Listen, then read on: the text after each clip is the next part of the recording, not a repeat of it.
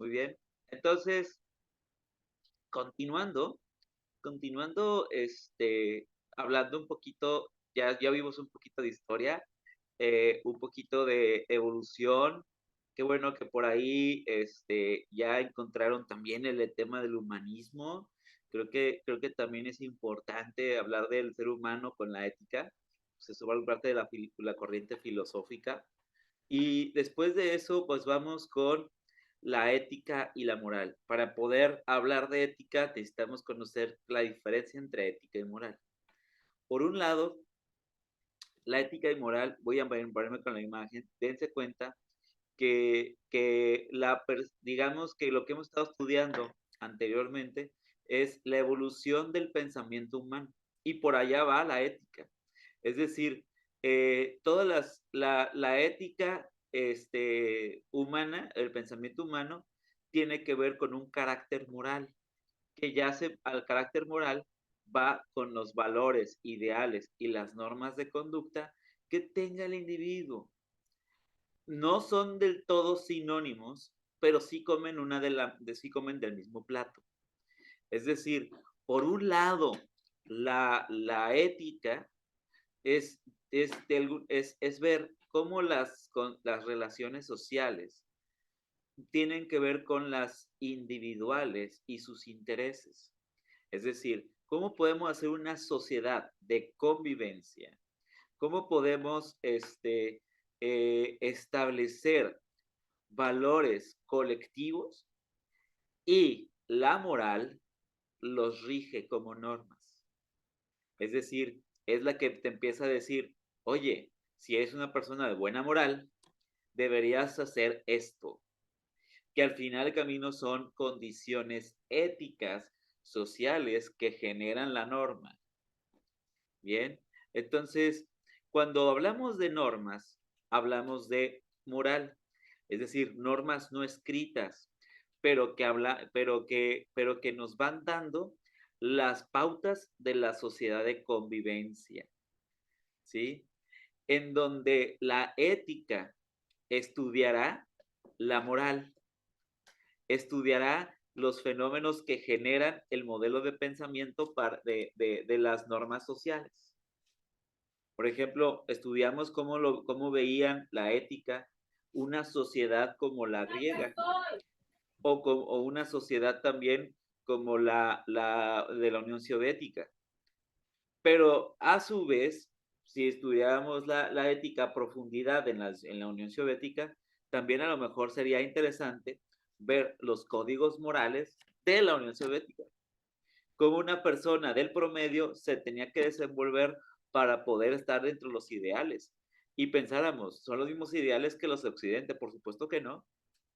Es más, estamos contrastándolo con otra realidad histórica, pero actualmente existen diferentes códigos de morales dependiendo de en dónde vivimos, que son valores diferentes, ideales diferentes y normas de conducta diferentes dependiendo de nuestro contexto geográfico, no solamente social e histórico. Es decir, si nacemos en México, estamos atados y al mismo tiempo es nuestro código que vamos teniendo de moralidad ante ciertas cosas. Que ese mismo código y esa misma moral ha trascendido, depende de la época. La internacionalización que dio el Internet nos permitió modificar los códigos morales de la zona geográfica a unos códigos morales más globales. Pero aún así, cada zona tiene sus propios valores y sus propios ideales. Es bien complicado hablar de moralidad cuando no se entiende la distinción geográfica.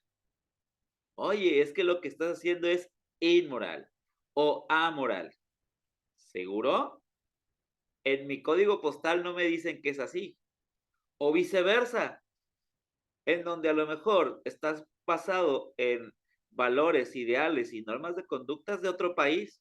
Y eso pasa también, por ejemplo, de muchas personas que viajan al extranjero y que terminan a lo mejor en nuestro regulador de la moral, la cárcel, ¿sí? Entonces, la moral normalmente conecta con, con beneficios, o más bien conecta con las reglas sociales para una sana convivencia. Y como normalmente las normas sociales dictaminan la sana convivencia, normalmente las leyes revisan la moral y a veces se conectan unas con las otras. Y es que hay que verlo. Los políticos son personas que crecieron bajo la moral del lugar. Tú eliges un gobernante, eliges un diputado, eliges un regidor, eliges una persona que después tomará la decisión de crear leyes o promoverlas, y serán personas que vienen directamente de ese mismo código moral. Y entonces, muy normalmente, la moralidad del lugar dictamina las reglas sociales, y al mismo tiempo, y a la hora de hacer las reglas sociales, pues también tendríamos que ver con la ética de ese lugar. Entonces, la moral es el ejecutor de la ética, que la ética lo ve más, de alguna manera, más amplio, y lo ve más en contextos históricos. Y la moral es ese órgano regulador, ese órgano que va a poner los ideales, la conducta, el concepto de libertad, el concepto de sociedad, etcétera. Bien, ¿cuáles son las tareas fundamentales como tal de la ética? Pues justamente viene a el código moral. El carácter moral de las personas y el código moral es parte de la ética, ¿sí? Analizar los fenómenos sociales, políticos, económicos, de todas las ramas, a partir del pensamiento colectivo. Y a partir de eso, orientar a cada uno para poder llevar en la convivencia social a cada una de las ramas. Es decir, oye, ¿cómo el código de ética o cómo la ética se viene conectada con la política? Pues bueno, hay unos ciertos actuares que es lo que busca la sociedad del político que debería tener. Y entonces el político, a la hora de ejercer la ética, a través de su moralidad, puede establecer los códigos que busca la sociedad del político, o del economista, o del ecologista, o del médico, etcétera, etcétera, etcétera. La moralidad es un precepto individual que parte de un precepto social que a su vez conecta con la ética completa. Bien, entonces va por ahí las funciones de la ética y la moral. Y por otro lado, con la moralidad vamos a también a ver conceptos de motivación, conceptos de códigos morales de motivación, el concepto de libertad. Libertad y moral van conectados, ¿sí? La libertad del individuo, incluso hay teóricos que hablan que no nace la libertad a través de la moral. Entonces, vamos a hablar de lo que nos mueve. La motivación es justamente ese leitmotiv o aquellas cosas que nos van haciendo conectar con las acciones de lo que buscamos y lo que entendemos de lo que es bueno.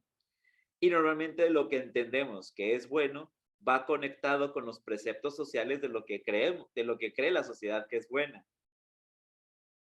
¿Sí? Entonces, a partir de eso se va generando el bueno colectivo.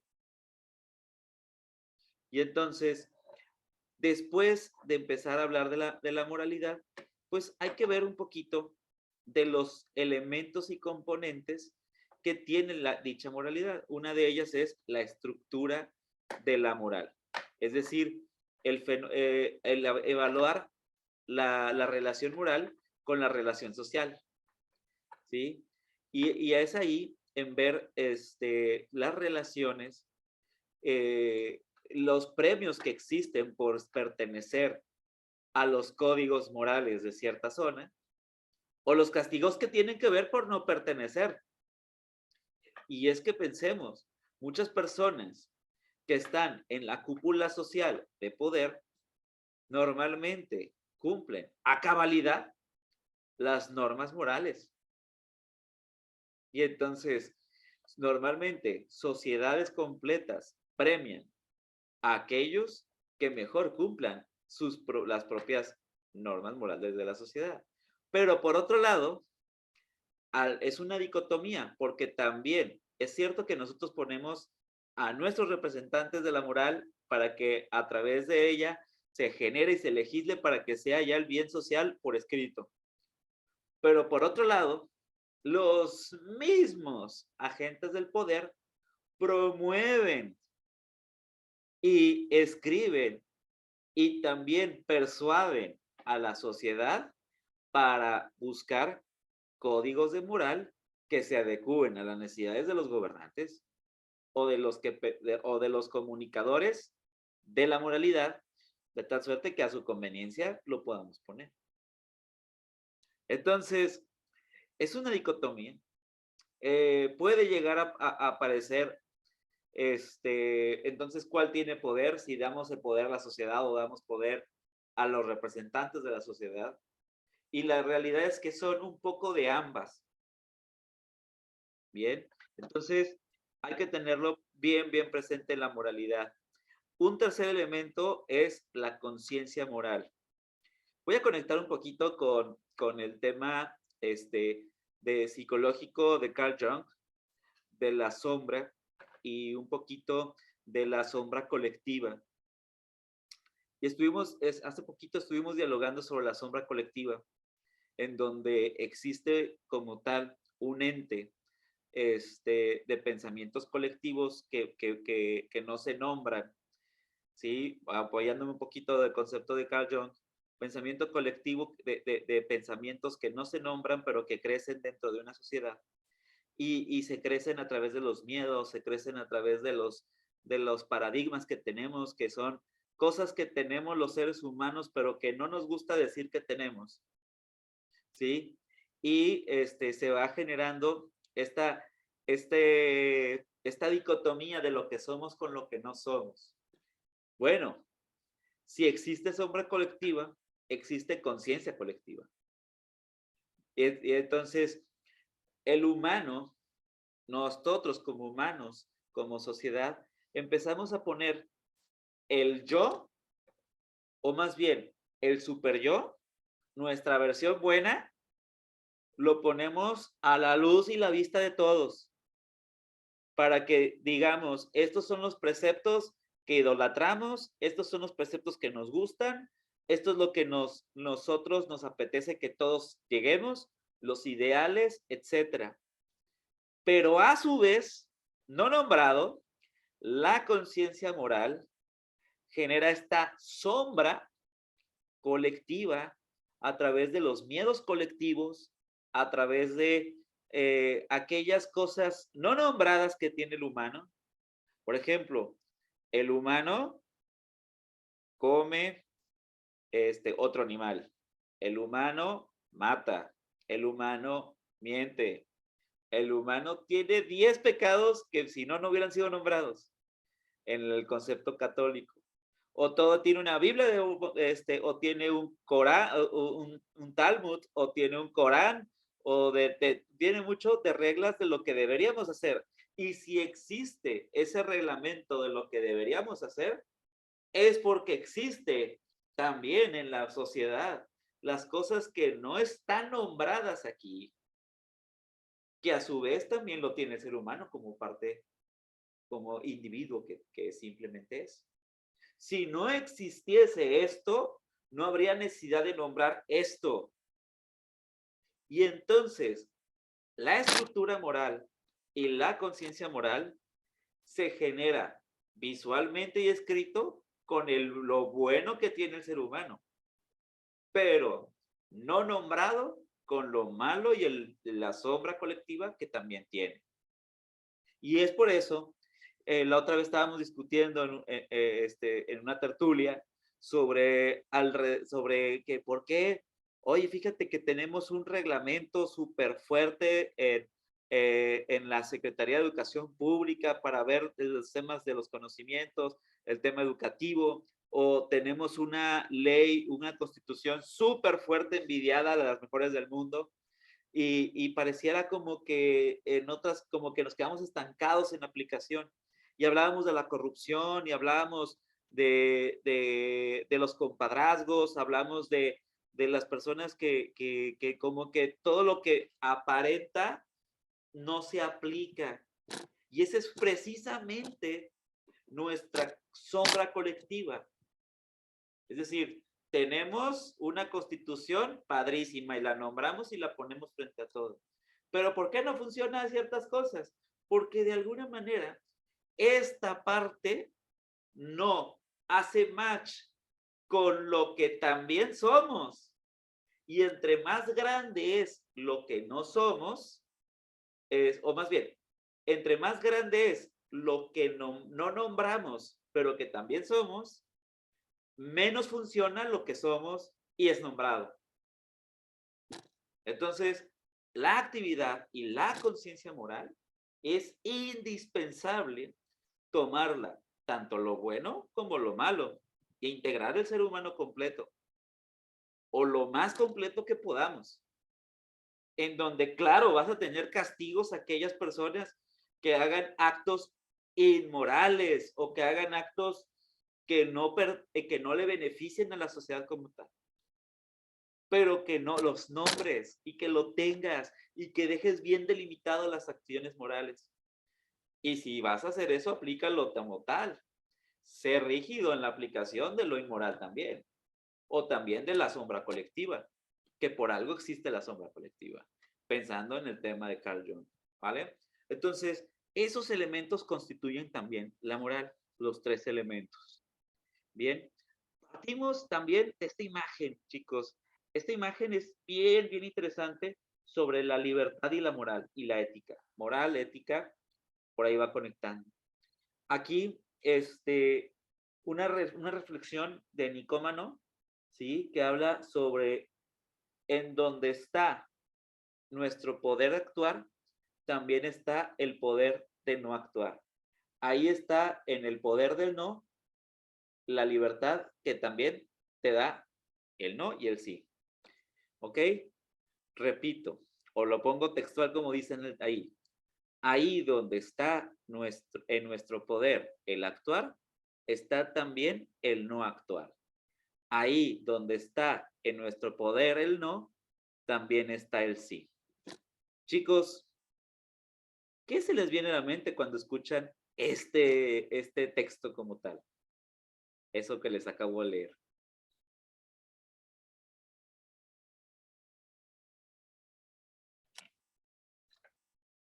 Fátima, Armando, Daniel.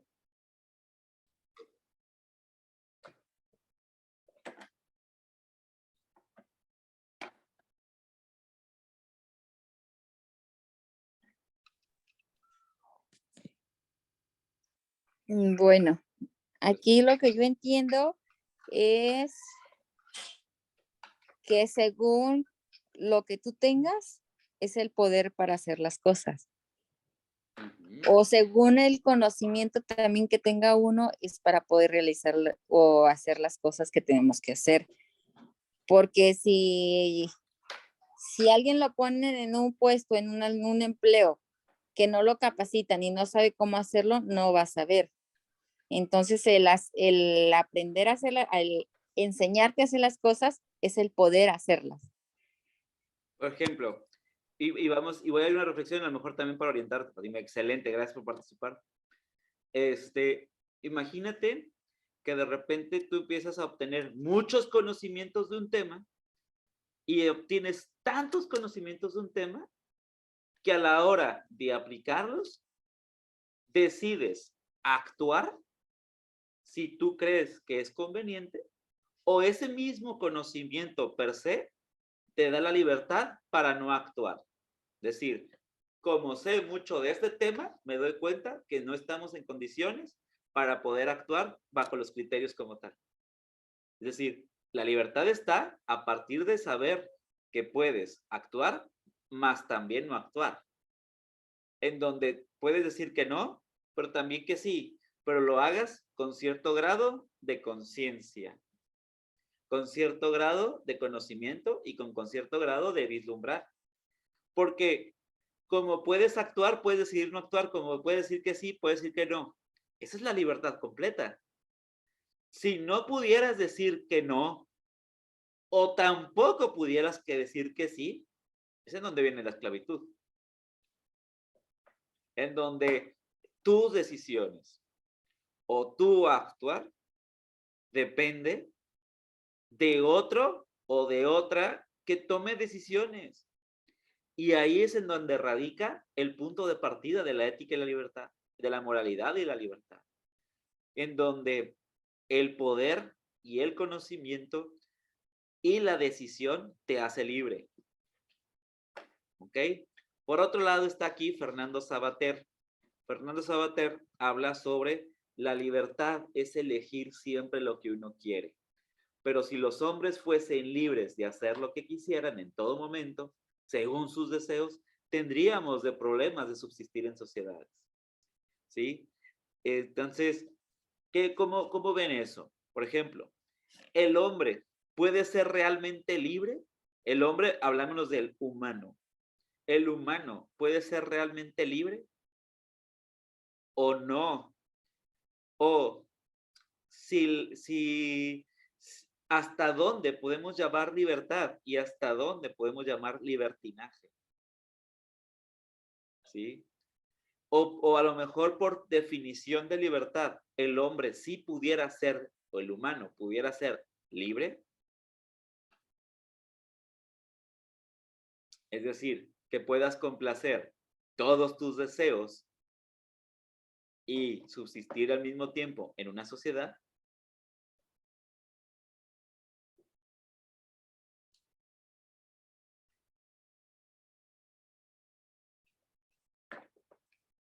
Puede ser la respuesta sí o no, o otra pregunta, porque aquí hay varias cosas que filosofar.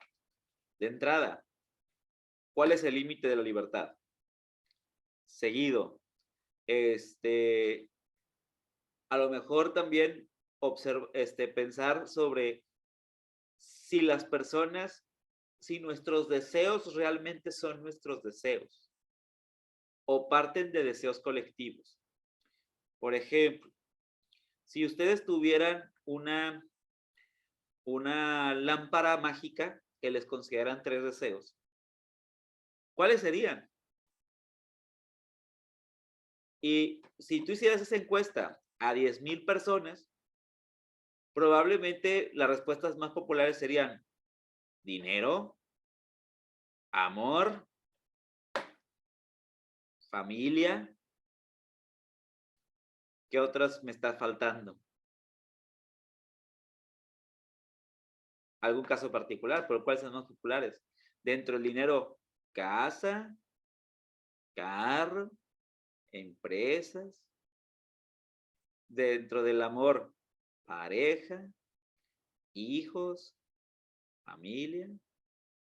Dentro del tema de familiares, volver a ver un ser querido, aceptar ciertas cosas de un ser querido, acercar a seres queridos que tienes lejos. Y entonces, esos deseos, ¿estoy siendo un adivino? ¿O a lo mejor estoy pegando de un caso individual? La respuesta es no. Muchos de estos son deseos colectivos. Muchas de estas cosas son pensamientos colectivos y muchas veces tú, o más bien la mayoría de personas, comparan sus deseos individuales con el deber ser colectivo y contrastan, oye, no he cumplido o no he cumplido, expectativa realidad, expectativa cumplir con la bola de cosas de deseos colectivos. Realidad, cumplo esta palomita, necesito cumplir los deseos colectivos restantes. Y entonces la pregunta, incluso cumpliendo todos tus deseos, ¿eres libre? ¿O podrías ser libre de esa manera? ¿sí? Y entonces esa dicotomía es el punto de partida de esta conexión, ¿sí? En donde la ética y la libertad se necesitan al mismo tiempo como lo que hablamos de la moralidad, se necesitan para existir una con la otra, ¿sí? Bajo muchos teóricos, la libertad nace de nuestra propia percepción del bien y a partir de decidir qué cosas hacer bajo el precepto del bien y de qué manera intervengo para hacer el bien común, buscar el bien colectivo. Y tu propia libertad tendrá que ver con lo que nosotros como miembros de sociedad hacemos hacia otros como tal. Y muchos de los autores hablan que uno será libre cuando todas tus decisiones las puedas tomar en torno a tus ideales. Y tus ideales es ética. Entonces, cuando hablamos, por eso asocian la ética con la libertad. Pero por otro lado, hay muchas trampas de la libertad. Es decir, lo que para unos es libertad, para otros no lo es. Es decir, realmente el hacer bien al otro no te encadena bajo el precepto de hacer bien. No estás atado a hacer el bien. Pero por otro lado, si tú haces el bien, decidiendo hacer el bien, en donde lo haces no por obligación, sino por ideal y por gusto, y todas las cosas las haces por ideales y por gustos, llevando tu moralidad al extremo, podrás liberarte de las cadenas. Incluso pensando en eso, hay personas, por ejemplo, no sé si conozcan a José Mujica, que al menos en discurso, peleó tanto por sus ideales que en la cárcel era libre, bajo ese concepto. Es decir, saber que tus acciones tienen que ver con tu manera de pensar y con tu concepto de bien, aunque estés en la cárcel, te convierte en mártir. Y eso puede generar tú que te sientas al mismo tiempo libre, porque eres lo que piensas que eres, versus las personas que no piensan que son lo que son. Es decir, que tienen una capa y no son realmente lo que deberían ser bajo su concepto moral. Bien, y entonces ahí juega un papel importante la ética, para que de alguna manera vayas poco a poco teniendo claro quién eres, qué concepto tienes de lo que es bueno, cuáles son tus ideales para conseguir lo que es bueno. Y a partir de eso, trabajes en la libertad. Es decir, ¿cómo le hago para que mi vida se oriente a mis ideales? Bien, entonces, de ahí parte de esta segunda conexión, la segunda actividad del día. Hay un ensayito de una cuartilla en donde respondas a la pregunta. Si lo quiere hacer personal, bienvenido. Si no, quedémonos en la pregunta como tal. ¿Qué tanta libertad existe en este mundo contemporáneo? Recordando la libertad como varios de los conceptos éticos. Uno, la libertad es llevar tu propio ideal hasta el final, o por otro lado, a lo mejor la libertad de poder decidir. Y si lo pensemos con la creación de deseos hasta el límite, ¿realmente habrá libertad en el mundo contemporáneo? Y entonces es una pregunta que a lo mejor se responde con muchas preguntas. Y quiero su opinión. Por eso es un ensayo. Bien. Pueden apoyarse de muchos textos que hablen sobre la libertad en la ética, pero sí es necesario que en este ensayo haya argumentos tuyos, haya deducciones tuyas. Muy bien. ¿Dudas, comentarios, ansiedades de esta segunda actividad?